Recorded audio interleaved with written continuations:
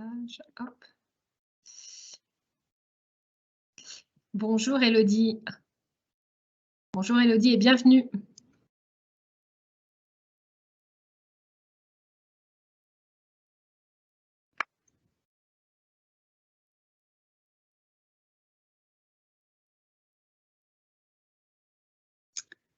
Bon, allez, c'est parti. Allez, c'est parti. On va pouvoir démarrer. Je te laisse la main, Ouais. Sarah. Alors, bonjour à tous et donc bienvenue donc à ce webinaire qui a pour sujet comme thème donc la trousse de secours du référent handicap en entreprise. Alors, juste à titre d'introduction, hein, comme vous le disiez, Sarah, tout à l'heure, vous avez donc la possibilité de nous envoyer donc vos messages. Hein, donc, vous avez un petit icône, hein, vous le voyez en haut à droite de votre écran, hein, qui vous permet effectivement de nous envoyer vos questions. Vous avez également la possibilité en bas à droite de votre écran d'activer les sous-titres. Et donc, pour ce webinaire, on va le faire en 2 temps. On va faire à peu près 25 minutes de présentation et puis ensuite 30 minutes de questions-réponses. Et donc là, on vous invite, hein, au fur et à mesure de notre présentation, de nous poser vos questions. Il n'y a pas de questions, on va dire, tabous, et on essaiera d'y répondre le plus précisément possible. L'objectif étant qu'à l'issue de ce webinaire, vous puissiez déjà avoir une bonne vision de la situation. Et donc, je vous précise, posez bien vos questions au fur et à mesure. De toute façon, on les partagera au moment d'y répondre. Et comme je disais tout à l'heure, pour ceux qui étaient déjà là, votre nom n'apparaît pas si vous ne le remplissez pas à cet endroit ici, juste au-dessus de votre question. Alors, juste une brève présentation de qui on est. Donc, nous, HumanCap, hein, moi, je suis la dirigeante fondatrice de HumanCap, donc je suis Sophia Tundiaï. HumanCap est une entreprise adaptée qui est également un cabinet de conseil en ressources humaines. Donc, on intervient, hein, au sein des entreprises, donc publiques ou privées, dans le cadre de missions de ce qu'on appelle la sous-traitance ou l'externalisation RH. Donc, on intervient en renfort, hein, des services RH sur des missions très diverses. Et puis, on intervient également auprès des entreprises pour mettre en œuvre ou dynamiser leur politique handicap. Donc, on va les aider à sourcer des talents en situation de handicap, à les intégrer. On va également sensibiliser, former le collectif de travail et également accompagner les collaborateurs. Et donc, moi, je suis Sarah Victor. Je travaille aux côtés de Sophia Tou. Je m'occupe notamment chez HumanCap de la partie handicap. Et c'est sur ces sujets dont Sophia Tou a pu vous présenter que je vais pouvoir intervenir. Alors, la trousse de secours du référent handicap donc en entreprise, on va vous proposer déjà de faire un rapide rappel du cadre légal. Ensuite, on parlera des missions du référent handicap, donc un peu sur la base du cadre légal. Et puis, comme on vous le disait, il y aura donc on va dire un jeu de questions-réponses. Alors déjà sur la partie du référent handicap en tant que tel. Alors rapidement, on va juste reprendre la loi. Qu'est-ce que nous dit la loi? Elle nous dit que constitue un handicap au sens de la loi, hein, donc la loi de février 2005, toute limitation d'activité ou restriction de participation à la vie en société subie dans son environnement par une personne en raison d'une altération substantielle, durable ou définitive d'une ou plusieurs fonctions physique, sensorielle, mentale, cognitive ou psychique, d'un polyhandicap ou d'un trouble de santé invalidant. Donc, au regard de cette définition, vous comprenez bien que quand on parle de handicap, on est vraiment sur une situation qui peut être très, très large, avec des pathologies qui peuvent être très différentes et un caractère, on va dire, temporel qui peut être aussi très différent. S'agissant du cadre légal à nouveau sur la question du handicap. Alors, toujours dans cette loi de février 2005, on instaure effectivement l'obligation d'emploi avec les fameux 6% que vous connaissez tous. On précise effectivement les bénéficiaires de l'obligation d'emploi de travailleurs handicapés. On dit effectivement qui est concerné, notamment les entreprises de plus de 20 salariés qui ont cette obligation d'emploi et donc potentiellement une contribution si elles ne l'ont pas atteinte. Et puis, cette loi, elle va effectivement préciser ce qu'on dit, les sanctions afférentes si l'obligation n'est pas respectée. Et dans tout ça, alors, le référent handicap, il intervient à quel moment? Il intervient en 2018 dans le cadre de la loi d'avenir professionnel, donc la loi avenir professionnel. Et donc, on a un article, hein, c'est l'article 52-13-6-1 du Code du travail qui nous dit que dans toute entreprise employant au moins 250 salariés est désigné un référent chargé d'orienter, d'informer et d'accompagner les personnes en situation de handicap. Alors, vous allez me dire, effectivement, cette définition, cette loi aujourd'hui, elle précise la mise en place, effectivement, du référent handicap en entreprise et en même temps, elle est extrêmement large dans la mission afférente à ce référent handicap. Et donc, aujourd'hui, sur cette mission, vous allez constater, et vous le constatez peut-être déjà, que les actions d'une entreprise à une autre vont être très différentes puisque la définition est quand même extrêmement large. En tout cas, ce qui est certain, c'est que c'est une personne qui doit être engagée, qui est élue ou pas du personnel, mais ça, on y reviendra un petit peu plus tard, plutôt proche effectivement du terrain, et puis qui va travailler en lien direct avec le service RH, rattaché au service RH, mais pas nécessairement, on y reviendra tout à l'heure. Alors maintenant, quand on parle effectivement de ce référent handicap, de qui parle-t-on? Le référent handicap, clairement, aujourd'hui, c'est l'interlocuteur privilégié des travailleurs en situation de handicap. Quand on parle effectivement d'interlocuteur, ça veut dire que ça va être le chef d'orchestre de la politique handicap de l'entreprise. Il va, vis-à-vis de la personne en situation de handicap, identifier ses besoins spécifiques au sein de l'entreprise. Il va assurer la mise en œuvre de la politique globale de l'entreprise en lien avec les acteurs internes et les acteurs externes. Et puis, il va être là pour définir des réponses personnalisées et appropriées.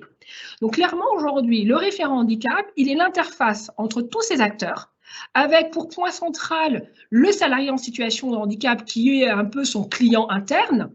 Et à côté de ça, il doit pouvoir piloter et mettre en œuvre les différents acteurs pour s'assurer que le salarié, le collaborateur est en conformité, est bien intégré, est bien maintenu en emploi dans des meilleures conditions. S'il te plaît.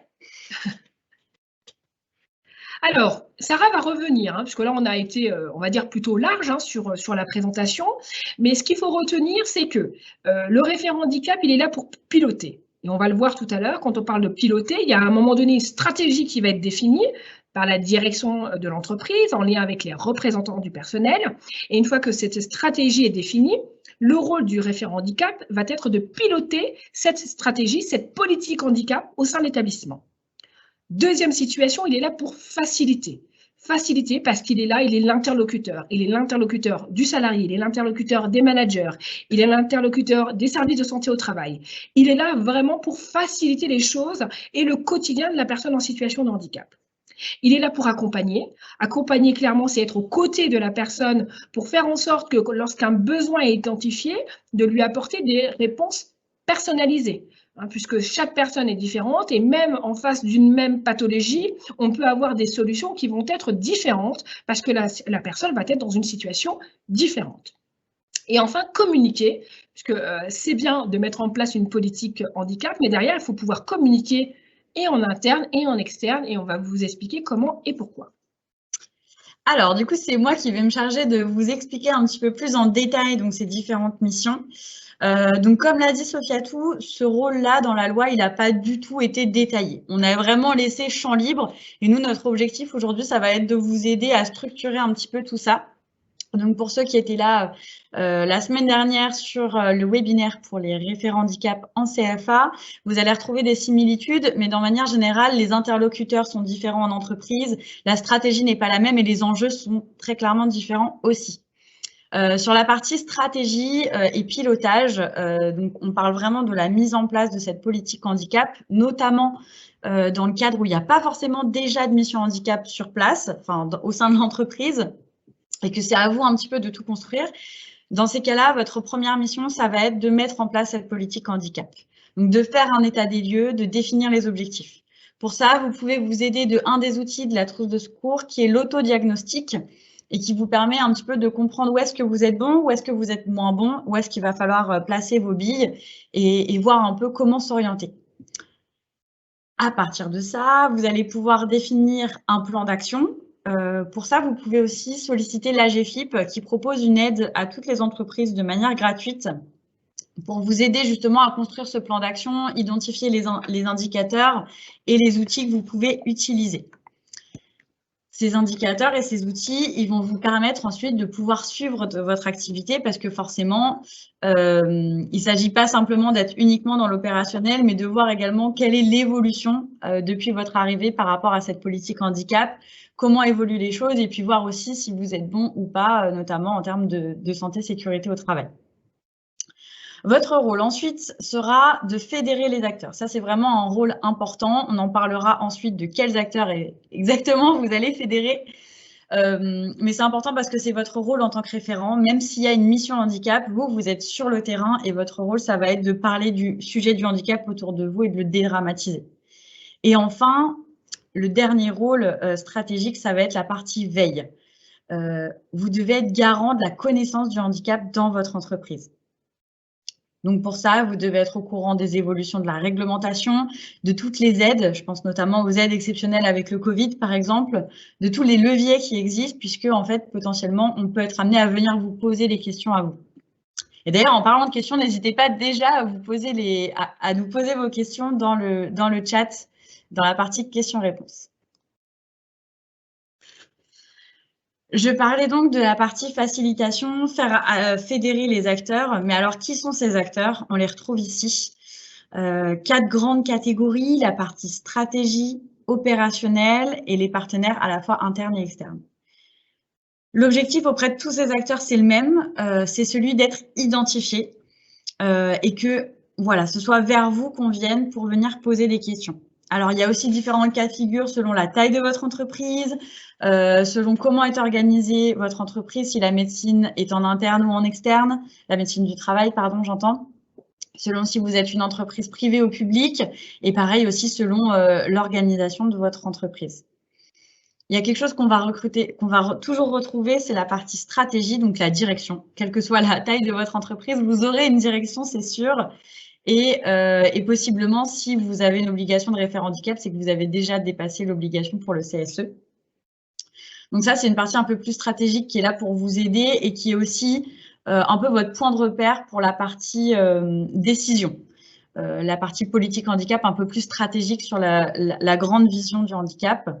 Et pareil, s'il existe une mission handicap dans votre entreprise, c'est aussi eux qui vous servent de point de repère. Et vous pouvez être aussi amené à mettre en lien les personnes qui se rapprochent de vous avec cette mission handicap. Dans les partenaires internes, on va retrouver donc la médecine du travail, les services de santé au travail, qui peuvent notamment vous accompagner pour les aménagements de poste, par exemple, pour les recommandations sur les personnes que vous accompagnez. On va retrouver l'opérationnel, donc ça, c'est toute la partie encadrement, donc les managers, les équipes aussi, qui peuvent être aussi d'excellents fédérateurs sur des sujets, faire passer aussi des messages. Et enfin, en interne, on va retrouver le service RH qui peut vous aider pour la partie mobilité, la partie réorientation, formation. Vous allez retrouver le service recrutement que vous devez vous sensibiliser sur l'intégration de personnes en situation de handicap. Le service achat à mobiliser pour les achats responsables, notamment auprès des ESAT et des EA. Donc, si vous n'êtes pas familier avec tous ces termes, n'hésitez pas à nous questionner aussi. Et enfin, avec la partie communication aussi, qui est là pour vous aider sur, sur la communication en interne, mais aussi en externe, de la politique handicap de votre entreprise. Et sur les partenaires externes, on envoie une grande liste parce qu'ils sont nombreux à être là pour vous accompagner. Vous n'êtes pas seul et si vous n'avez pas tout le savoir, c'est pas grave parce que eux l'ont. Je pense notamment à l'AGFIP ou le FIPHFP selon si vous êtes une entreprise publique ou privée, qui sera là en fait pour vous aider pour vous orienter sur les différentes aides qui sont possibles à mobiliser et pour vous aider aussi sur tout ce que vous pouvez faire dans votre entreprise. Notamment, je parlais tout à l'heure de la stratégie, le plan d'action. Cap Emploi est là aussi pour vous aider sur la partie recrutement, mais aussi sur la partie maintien en emploi, notamment sur des réorientations. Ils sont là pour vous aider et notamment accompagner vos collaborateurs. Il y a aussi des associations spécialisées, je pense par exemple à l'ADAPT, qui vous permet d'accueillir des personnes en stage de découverte professionnelle et qui rentrent maintenant dans votre DOTH. Il Il y a aussi la caisse d'assurance maladie qui, mine de rien, peut être très utile, notamment pour proposer des aides et accompagner les personnes qui sont en situation de handicap. Il y a également les OPCO pour la formation et donc la réorientation professionnelle.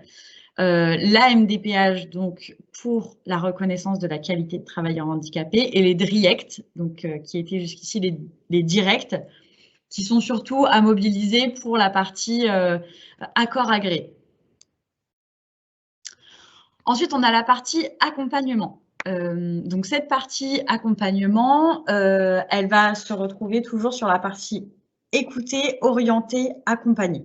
Ça, ce sont vraiment les grands points. Puisque vous allez avoir comme mission ces trois points auprès des différents acteurs. Écouter leurs besoins, que ce soit les besoins du service recrutement, que ce soit les besoins du service achat, que ce soit les besoins des collaborateurs ou des managers. Et ensuite, vous allez les orienter vers la bonne décision. Et c'est là que la partie veille est très importante parce que c'est en ayant tout le savoir que vous allez pouvoir orienter au mieux. Et enfin, accompagner vers vers quoi vous les avez orientés.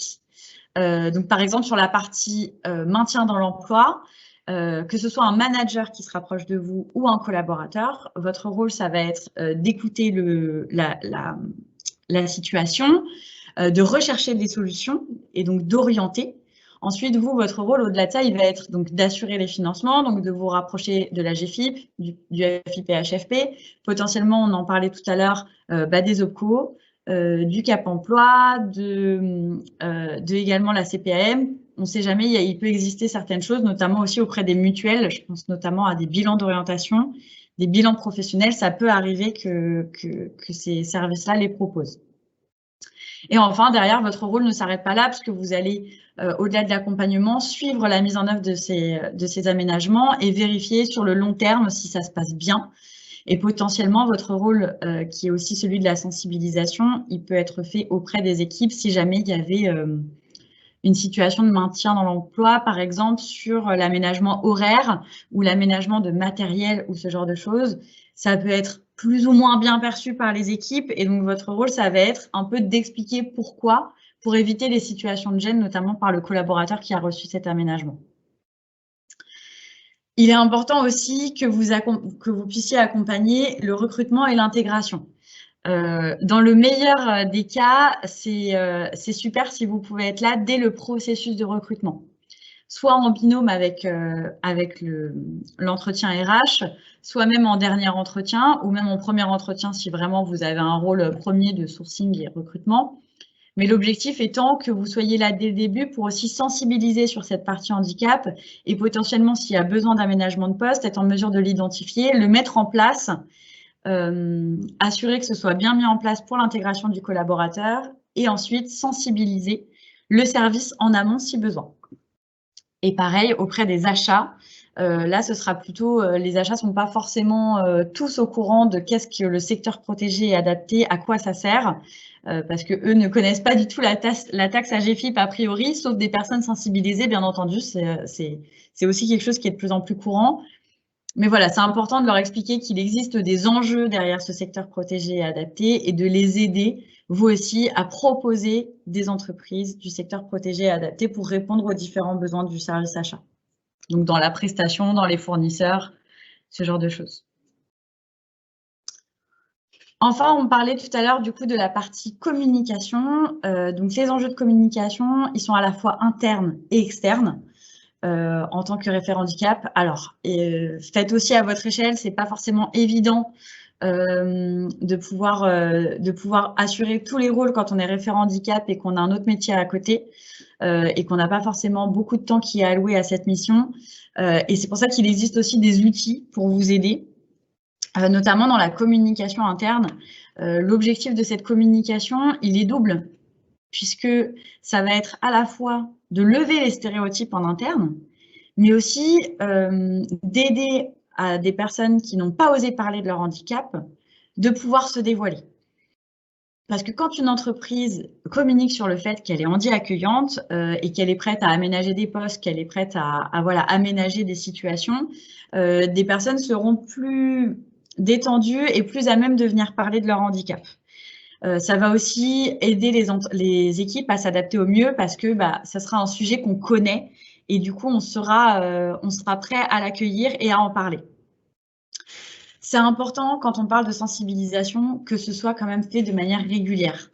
Si vous faites une action de sensibilisation dans l'année, on va l'oublier. Il y a le quotidien, il y a la vie, il y a la vie en entreprise, et il y a tout ce qui s'y ajoute autour. Et donc, c'est important de communiquer de façon régulière pour que ce soit ancré dans le savoir des collaborateurs. Pour ça, il y a un outil de l'AGFIP qui est sorti récemment, qui est vraiment super, qui s'appelle l'ActiveBox. C'est un outil qui est gratuit et qui est à disposition de toutes les entreprises. Il suffit que vous puissiez la demander auprès d'un référent AGFIP de la région, de votre région à vous. Et en fait, c'est une box qui vous est envoyée tous les mois avec tous les outils de communication que vous pouvez ensuite déployer dans votre entreprise. Donc, ça va être des affiches, ça va être des mails, ça peut être différentes choses. Et donc, chaque mois, il y a un sujet différent qui vous permet de communiquer sur les différents sujets en fonction de l'actualité aussi. Mais alors, sur quoi communiquer? Je vous ai mis quelques exemples ici, notamment sur l'ouverture au handicap de l'entreprise, sur les actions qui sont menées. Je pense par exemple à des actions de recrutement, des actions de sensibilisation, des participations à des événements, mais aussi des aménagements de postes qui ont été faits réussis. Alors, à condition, bien entendu, que les personnes concernées vous donnent leur accord aussi, parce qu'on pense beaucoup à RGPD, c'est important. Donc, communiquer sur les actions, les résultats que ça donne et aussi les expériences réussies. Enfin, sur la communication externe, ça va vous servir sur la partie recrutement, mais aussi marque employeur. Si vous communiquez sur le fait que vous êtes une entreprise handi-accueillante, vous allez possiblement avoir des personnes qui vont postuler chez vous et qui sont reconnues RQTH et qui vont le dire dès le début parce qu'elles savent que vous êtes une entreprise handi-accueillante. Ça va vous aider beaucoup en termes de marque employeur parce que c'est beaucoup d'actualité. Les personnes sont de plus en plus sensibles, qu'elles soient RQTH ou non, sont de plus en plus sensibles à cette ouverture au handicap de la part de leur employeur. Et enfin, ça va être important que vous puissiez participer à des événements pour vous faire voir et montrer que vous êtes une entreprise accueillante, notamment pour la fameuse Semaine européenne de l'emploi pour les personnes handicapées, sur lesquelles il y a souvent beaucoup d'événements auxquels vous pouvez participer et vous montrer. Et puis enfin, il y a aussi différents événements comme les trophées, les forums. Alors, effectivement, cette année, il y a eu moins de tout ça, il y a eu moins ces événements, ces salons. On espère que ça va revenir rapidement, sinon tous ces salons, a priori, ont lieu quand même en ligne. Et puis enfin, sur la communication externe, il y a tous les partenariats que je vous ai mis ici. Donc, l'AGFIP, la Direct, les Cap Emploi, donc tous les partenaires que je vous ai donnés tout à l'heure. Alors, pour clôturer cette présentation, et on va pouvoir passer à vos questions. Et d'ailleurs, n'hésitez pas à commencer à les éditer. Pour garantir la réussite de la mission de référent handicap, il y a des points qui sont extrêmement importants et sur lesquels vous, en tant potentiellement référent handicap, il faut que vous soyez aussi sensibilisés. La première chose, c'est l'engagement de la direction de l'entreprise. C'est-à-dire que oui, il y a un caractère obligatoire d'avoir un référent handicap dans l'entreprise. On sait que dans certaines entreprises, les personnes ont été nommées un petit peu par hasard.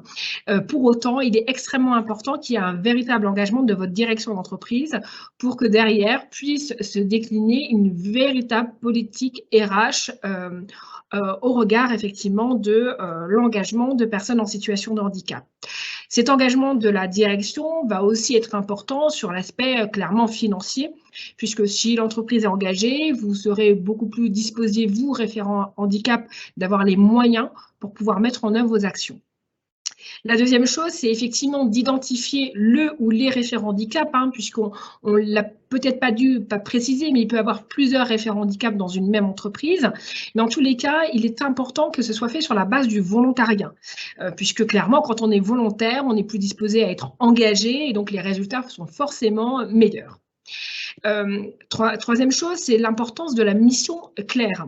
C'est-à-dire qu'aujourd'hui, au-delà de la stratégie qui va être définie, l'engagement de la direction, il est important que, en tant que référent handicap, vous ayez une pleine conscience de votre périmètre d'intervention pour que vous soyez effectivement le plus à même d'intervenir.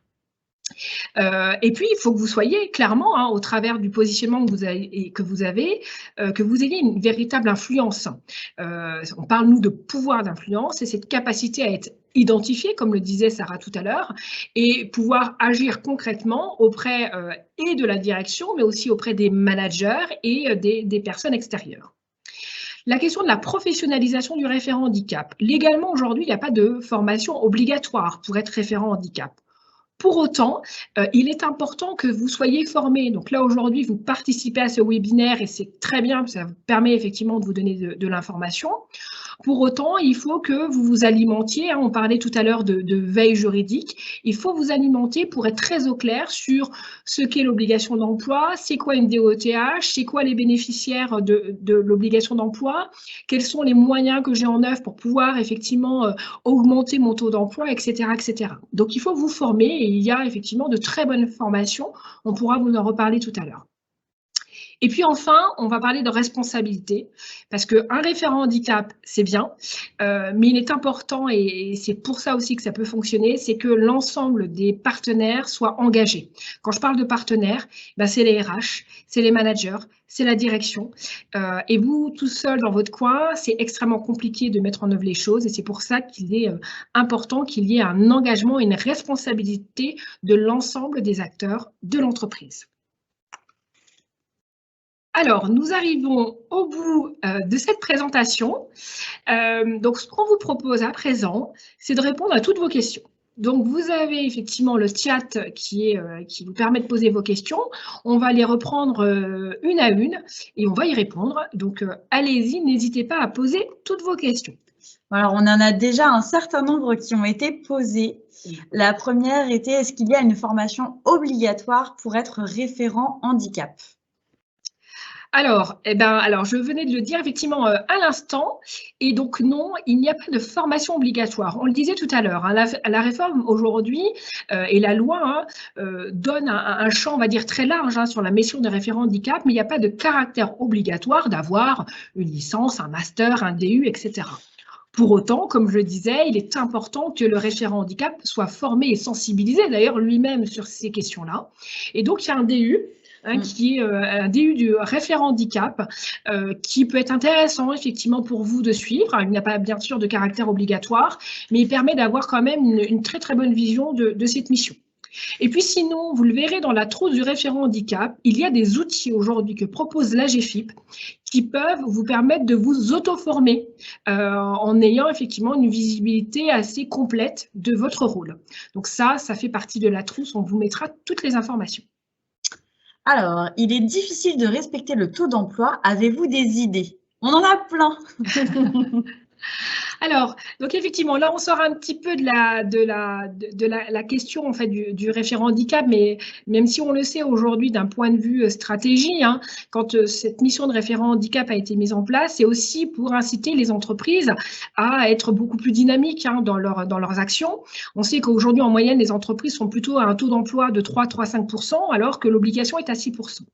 Donc, au niveau des idées, alors la sensibilisation, c'est extrêmement important puisque il faut savoir que dans vos entreprises, vous avez des personnes qui peuvent prétendre à la RQTH et qui, à défaut de sensibilisation, par peur aussi, parce que manque de connaissance de l'engagement de l'entreprise, peur du regard, ne sont pas effectivement identifiés. Donc, avec une bonne sensibilisation, avec une bonne identification du référent handicap, vous allez déjà, de facto, augmenter votre taux d'emploi avec les salariés que vous avez en place.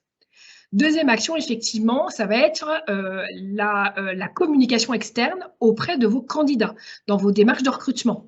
Si vous communiquez sur le fait que vous êtes une entreprise handi-accueillante, et d'ailleurs, c'est pas tout de le dire, mais il faut l'être aussi, et bien clairement, les personnes en situation de handicap seront plus à même, complètement disposées à candidater chez vous. Donc oui, communiquez sur le fait que vous êtes handi-accueillant, montrez que vous êtes handi-accueillant, et les candidats seront effectivement à même de postuler chez vous. Et puis le troisième item, et là on va prêcher un peu pour la paroisse de HumanCap, qui est une entreprise adaptée, faites appel au secteur protégé et adapté. Donc ce sont les ESAT, ce sont les EA, les entreprises adaptées. On a des ESAT et des EA sur des secteurs très diversifiés. On connaît souvent les espaces verts, la logistique et autres, mais vous avez aujourd'hui des EA, ESAT en communication, en RH comme aujourd'hui, sur des prestations très diverses, et donc il ne faut pas hésiter à les solliciter. Tout à fait. Que faire s'il y a peu de moyens dans l'entreprise? Alors, que faire s'il y a peu de moyens? Alors déjà, c'est vrai que quand il dit qu'il y a peu de moyens, il faut effectivement savoir d'où est-ce que vous partez. Ce qu'il faut voir, effectivement, il y a le versus moyen, puis il y a le versus combien on paye en contribution à GFIP. Je pense qu'un dirigeant d'entreprise, si vous lui dites le montant de la contribution à GFIP qu'il va potentiellement devoir payer s'il ne respecte pas son obligation d'emploi, il peut être certain qu'il mettra un minimum de moyens pour vous aider à mettre en œuvre vos actions. Donc, je pense que là-dessus, il va falloir être très, très au clair, vous, en tant que référent handicap, sur ce que coûte l'absence d'action. Et donc, après, il va falloir aller prêcher votre paroisse auprès du dirigeant d'entreprise en disant, voilà, donnez-nous les moyens pour éviter effectivement de payer la contribution. Et puis, ça fait partie aussi de l'engagement RSE de l'entreprise. C'est un investissement et il ne faut absolument pas voir ça comme une dépense, mais c'est un investissement qui consiste aussi à assurer le bien-être des entreprises. Et puis après, quand il n'y a pas beaucoup de moyens, c'est de trouver effectivement les solutions gratuites. On a parlé tout à l'heure sur la partie com de l'ActiveBox. Appuyez-vous aussi sur les AGFIP qui vous donnent effectivement un certain nombre d'aides qui peuvent effectivement vous aider à mettre en œuvre votre mission. Notamment si vous n'êtes pas sous accord et que vous êtes simplement un référent handicap isolé, presque, vous avez le droit à toutes les offres de la GFIP. Et en fait, ces offres-là, elles peuvent couvrir des actions de maintien dans l'emploi, des actions de sensibilisation, le recrutement. Donc, en fait, vous avez énormément de dispositifs qui vous sont proposés. Et vous avez aussi tous ces acteurs, notamment Cap Emploi, qui vous aident sur le recrutement, qui vous aident à mettre en place et à trouver ces solutions de maintien dans l'emploi. Donc, n'hésitez pas, il y a énormément de solutions qui vous sont proposées et de manière gratuite. Le seul coût qui pourra vraiment beaucoup être engagé, c'est celui du temps. Et donc, parce que comme on le dit, le temps, c'est de l'argent, mais c'est aussi très important dans la mission du référent handicap. On ne l'a pas précisé tout à l'heure, mais c'est aussi une des conditions de réussite, c'est d'avoir aussi du temps pour cette mission parce que on l'a vu, il y a énormément de choses. Donc, c'est important de prendre du temps pour chacune de ces choses. Alors, le référent handicap peut-il être une personne en RH? Alors oui. Oui, le référent handicap peut être une personne en RH, donc Anne, et ça peut être aussi une personne qui n'est pas en RH. C'est-à-dire qu'aujourd'hui, il n'y a pas de règles spécifiques. Donc, toute personne qui est volontaire, qui a cette compétence, qui a envie de découvrir, parce qu'on peut aussi ne pas du tout connaître le milieu et pour autant y être intéressé, envie de s'engager sur une mission, on va dire, socialement forte, et donc être référent handicap. Après, il est vrai que quand on est issu des RH, l'avantage, c'est que déjà, il y a souvent cette appétence-là. On a tendance quand même à connaître un petit peu ce milieu de Cap Emploi, de l'AGFIP et autres. Donc, ça facilite un petit peu les démarches. Et puis, c'est vrai qu'aujourd'hui, dans les formations RH, la question, effectivement, de l'engagement des personnes en situation de handicap fait partie des sujets. Et donc, c'est vrai qu'une personne issue des RH est tout à fait à même de prendre cette mission. Ensuite, on demandait ce qu'était RGPD. C'est vrai que j'ai signalé le mot RGPD tout à l'heure, mais alors qu'est-ce que c'est? Donc, c'est la réglementation de la gestion des données personnelles, c'est ça? Alors c'est le règlement général. Alors, règlement général de la protection des données. Donc, c'est une loi qui date maintenant de 2008, si mes souvenirs, 2018, pardon, si mes souvenirs sont bons. Et donc, en fait, c'est une obligation qu'a toute entreprise sur assurer le respect des données personnelles des salariés. C'est-à-dire que vous ne pouvez pas divulguer des informations d'ordre personnel et la situation de handicap fait partie de la situation personnelle d'un collaborateur. Donc, si vous voulez, pour reprendre ce que disait Sarah tout à l'heure, si vous voulez communiquer sur une réussite dans l'intégration d'un collaborateur, d'un aménagement de poste, d'une évolution professionnelle, d'un salarié en situation de handicap, il faut avoir son accord. Vous ne pouvez pas communiquer sur un salarié de sa situation de handicap sans son accord, puisque ça reste quand même une situation personnelle. Alors, peut-on sous-traiter des missions à un TIH? Donc, TIH, c'est un travailleur indépendant en situation de handicap. Et quels sont les avantages? Alors, tout à fait. Et alors, cette question est très bien parce que c'est vrai que tout à l'heure, j'ai cité ESAT-EA et je n'ai pas cité les TIH. Mais les TIH, au même titre que les ESAT et les EA, sont effectivement des prestataires. Donc, c'est des indépendants. Hein, c'est des travailleurs indépendants, donc en situation de handicap, que vous pouvez solliciter en fait pour des missions. Donc, pareil, sur ces profils, on est sur des prestations qui vont être également très diverses et que vous pouvez solliciter dans le cadre de contrats de prestation. Et ces interventions des TIH vont vous permettre de réduire, au même titre que les ESAT et les EA, vont permettre donc de réduire la contribution AGFIP. Donc oui, vous pouvez faire effectivement appel à des TIH et donc ça vous permet de réduire clairement la contribution AGFIP. Et je rebondis là-dessus, notamment pour si parmi nous, il y a des ESN, donc des entreprises du service numérique. Vous devez avoir l'habitude de recruter des freelances. Et bien notamment, si votre freelance est en situation de handicap et qu'il est donc TIH, puisque travailleur indépendant en situation de handicap, cela vous permet notamment de réduire votre taxe parce que voilà, vous faites de la sous-traitance, mais par une personne en situation de handicap, donc ça rentre dedans. Voilà. Donc, il y a eu deuxième fois cette question. Pour répondre à la personne qui nous a posé cette question en tant que référent handicap, cette fois-ci pour sous-traiter des missions de TIH, du coup, c'est toujours la même réponse. Alors, vas-y, pardon, en tant que référent handicap, peut-on sous-traiter des missions à un TIH? Voilà, et quels sont les avantages? Donc, effectivement, c'est la même, oui. Alors, avez-vous vu un changement des directions et des entreprises vers le mieux ou le moins bien ces dernières années? Alors, pour le coup, on va vous dire qu'il y a un fort engouement. Le constat que nous, on a aujourd'hui, c'est qu'il y a un très fort engouement de la part des entreprises. Alors, il y a un engouement, pour moi, de deux raisons. La première, c'est la question RSE, puisque la question de la RSE, donc responsabilité sociale des entreprises, on sent qu'effectivement, c'est un sujet qui est important, qui fait partie d'ailleurs des nouvelles réglementations, qui fait partie aussi pour les entreprises qui veulent répondre à des marchés publics, à une obligation d'engagement. Donc, de ce point de vue-là, les entreprises, on sent que socialement parlant, elles ont envie de s'engager. Et donc, la question du handicap, qui rentre effectivement dans la politique RSE des entreprises, est largement valorisée. La deuxième raison, c'est une raison aussi, on va dire, de finance, puisque vous l'avez tous constaté, vous le savez tous, il y a eu donc une évolution de la réglementation au niveau du calcul de la contribution et du taux d'emploi notamment. C'est en vigueur depuis le 1er janvier 2020. Donc les entreprises avaient des taux d'emploi spécifiques un certain nombre d'années. Et puis cette année 2020, au regard du changement de la réglementation, ça a un petit peu durci les choses pour les entreprises. Il est plus difficile, effectivement, d'atteindre son taux d'emploi, et donc, qui dit plus difficile, dit contribution plus importante. Et pour le coup, autour de nous, on entend beaucoup d'entreprises qui avaient d'ailleurs atteint leur taux d'emploi depuis un certain nombre d'années, qui se retrouvent là, en 2021, à payer des contributions très fortes.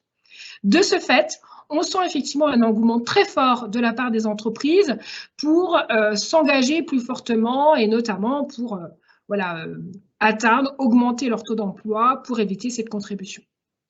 Donc, des deux côtés, on sent qu'il y a un engouement réel au regard d'un engagement social de l'entreprise et puis il y a une raison financière et ça, on peut pas s'en cacher non plus. Qu'en est-il des personnes ayant un handicap qui sont déjà présents au sein de l'entreprise mais qui n'ont pas déclaré leur RQTH par peur des stigmatisations, pardon. Alors, c'est vrai qu'aujourd'hui, une personne en situation de handicap, clairement, n'a aucune obligation légale de transmettre sa RQTH au service RH, à la mission handicap, au référent handicap. Donc, vous ne pouvez absolument rien imposer. Donc, ce que je disais tout à l'heure, c'est dans la démarche en fait de sensibilisation que vous allez pouvoir faire comprendre à vos collaborateurs, au sens large, que le fait d'être en situation de handicap, il n'y a rien de grave, que l'entreprise, au contraire, va mettre des dispositifs, des moyens pour accompagner le salarié dans son quotidien de travail. Et donc, effectivement, il va falloir sensibiliser le fait que cette reconnaissance va lui permettre d'avoir peut-être aussi un équilibre d'un point de vue bien au travail, équilibre vie pro, vie perso. Et de ce fait, le collaborateur sera un peu plus à même, pour le coup, de vous donner sa RQTH. La deuxième solution, c'est de l'externaliser, c'est-à-dire que c'est vrai que les collaborateurs, au départ, peuvent être un petit peu réticents de communiquer leur RQTH au service RH parce que pas forcément envie de parler de sa pathologie, de sa situation et autres. Et donc, il est possible de faire appel à des prestataires qui sont indépendants de l'entreprise, qui vont accompagner les salariés dans leur démarche, qui vont aider les salariés à obtenir les aides éventuelles. Et dans ces cas-là, ces prestataires vont aussi aider et sensibiliser le salarié sur le fait de remettre sa RQTH. Mais en tout état de cause, c'est la sensibilisation qui sera la clé de réussite pour que le salarié remette sa RQTH. Eh bien, je pense qu'on arrive au bout des questions. On nous demande également si le webinaire sera en rediffusion. Alors, bien sûr, le replay sera diffusé comme celui de la semaine dernière sur YouTube pour que tous ceux qui n'ont pas pu, enfin, pour ceux qui ont manqué l'événement puissent nous retrouver. N'hésitez pas, s'il y a d'autres questions qui viennent au fur et à mesure, qu'on puisse encore y répondre. On a encore un petit peu de temps si besoin. Sinon, nous, on avait une question pour vous. Nous souhaitions collecter auprès de vous si vous aviez des idées de webinaires, des sujets sur lesquels vous souhaiteriez avoir voilà, notre intervention, sur lesquels on pourrait répondre, notamment sur des sujets à la fois RH, mais aussi handicap. Savoir sur quoi on pouvait intervenir.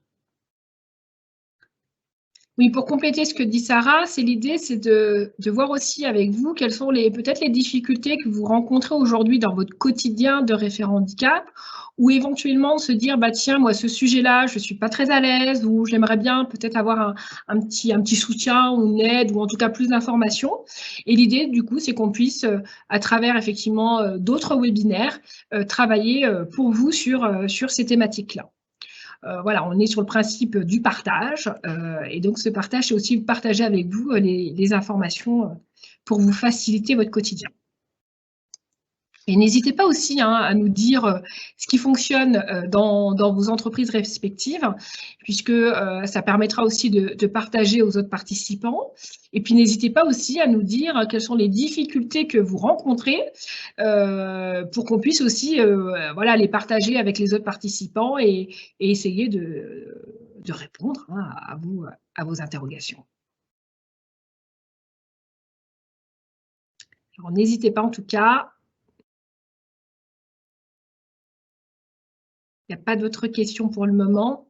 En tout état de cause, voilà, vous êtes on suppose en tous les cas, si vous êtes là, référent handicap dans vos entreprises respectives, dites-vous que voilà, c'est une mission en soi qui n'est pas complexe, qui demande et qui nécessite voilà, de la formation, qui nécessite de l'engagement, hein, clairement, de la formation régulière, actualisée, et puis une relation forte avec les salariés. Dites-vous que les salariés, ce sont aussi vos ambassadeurs. Un salarié qui est bien accompagné par le référent handicap sera totalement disposé à communiquer autour de lui, à partager effectivement ce que vous avez fait pour lui. Et ça facilitera, pour revenir à la question de tout à l'heure, ça facilitera le fait que les salariés puissent, à un moment donné, s'identifier. Au contraire, si les salariés en situation de handicap vous sollicitent et qu'on sent qu'il n'y a pas de retour, pas de réponse, ça renverra une image négative du référent handicap Et donc, les salariés seront nécessairement moins disposés à s'identifier, à se faire identifier. Alors, il y a une nouvelle question. Comment sensibiliser les collègues, équipes, sans faire appel à du storytelling et des représentations super-héros des personnes en situation de handicap? Alors, tu veux que je réponde? Comme tu veux. Alors, sur cette partie sensibilisation, c'est vrai qu'on voit beaucoup de démarches de sensibilisation avec, oui, j'aime bien le terme que vous avez dit, un peu le côté un peu super-héros de la personne en situation de handicap qui peut parfois être ressenti comme une situation un petit peu exagérée de la situation. La meilleure façon alors il n'y a pas de situation exacte, hein, chacun va le faire un petit peu comme il veut et ça dépend aussi de l'entreprise, mais clairement aujourd'hui, il va falloir, comme je le disais tout à l'heure, trouver ces ambassadeurs de l'entreprise qui sont en situation de handicap, qui fonctionnent bien et sans en faire effectivement des héros. C'est simplement montrer qu'un manager qui a au sein de son équipe une personne en situation de handicap qui puisse parler aux autres managers et de dire moi j'ai une personne en situation de handicap dans mon équipe, voilà comment je le vis au quotidien et voilà ce que j'ai mis en place pour faire en sorte que les choses fonctionnent bien. La meilleure façon aussi de sensibiliser, c'est sensibiliser aussi entre pairs. C'est-à-dire qu'un manager actif puisse communiquer avec un autre manager et montrer qu'en tant que manager, on y arrive. Donc, toi aussi, tu peux y arriver. Dans le collectif de travail, c'est de dire que moi, dans mon service, j'ai un collègue en situation de handicap, voilà comment je fonctionne avec lui. On n'est pas forcément obligé de mettre la personne en situation de handicap en avant, mais il faut mettre en avant aussi le collectif de travail. Parce que le collectif joue un rôle aussi. Le manager joue un rôle, les collègues de travail jouent un rôle, le référent handicap joue un rôle, et il faut savoir valoriser le collectif. Puisqu'effectivement, pour rejoindre et appuyer un petit peu cette question, si on est trop centré sur la personne en situation de handicap, au bout du compte, la sensibilisation ne va pas forcément fonctionner parce qu'on va se dire, si ça fonctionne, c'est du fait de la personne et pas du collectif. Et ce qui fonctionne, c'est le collectif. Donc, n'hésitez pas effectivement à mettre en œuvre, mettre en avant, à communiquer sur les réussites collectives et pas individuelles. Alors, on n'a pas d'autres questions. Par contre, merci beaucoup pour vos suggestions sur les thèmes de webinaire. N'hésitez pas à nous en envoyer d'autres. Et je pense notamment aux personnes qui regarderont ce replay sur YouTube. N'hésitez pas à mettre en commentaire également vos suggestions de thèmes de webinaire sur lesquels vous souhaiteriez qu'on puisse vous apporter notre aide, notamment sur vos problématiques au quotidien. Eh bien, je pense que c'est tout au niveau des questions. Oui. Alors, juste pour terminer, si vous souhaitez donc recevoir la trousse de secours du référent handicap avec effectivement tous les contacts, les liens utiles, les sites internet, les outils gratuits aussi qui peuvent vous aider dans votre quotidien, n'hésitez pas à nous envoyer un mail à contact@humancap.com. Si vous êtes donc aujourd'hui référent handicap en entreprise, que vous souhaitez effectivement recruter des personnes en situation de handicap, n'hésitez pas également à nous en faire part. Si vous avez besoin également d'accompagner vos salariés dans le cadre de leur démarche ou de sensibilisation, n'hésitez pas effectivement aussi à nous le dire. HumanCap effectivement est une entreprise du secteur protégé, donc une entreprise adaptée, et on intervient, comme on le disait en introduction, à la fois sur des prestations RH administratives, mais aussi et surtout sur la partie recrutement de personnes en situation de handicap, sur des CDI, CDD, stages, alternance, PMSMP, et également sur l'accompagnement de vos salariés dans leur démarche de reconnaissance et de remise de leur RQTH à l'entreprise s'ils le souhaitent. Donc, vous avez nos coordonnées, vous avez mon mail également, celui de Sarah. N'hésitez pas, en tous les cas, à nous faire un petit message. Et d'ailleurs, si vous avez aussi des idées de webinaires, n'hésitez pas à nous faire un petit mail pour nous faire part de vos demandes, vos souhaits. Merci beaucoup, en tout cas, pour votre participation, pour votre temps. On se retrouve incessamment sous peu pour d'autres webinaires sur d'autres thématiques. Donc, n'hésitez pas à nous faire vos recommandations et à bientôt. Merci à tous, excellente journée et à très bientôt.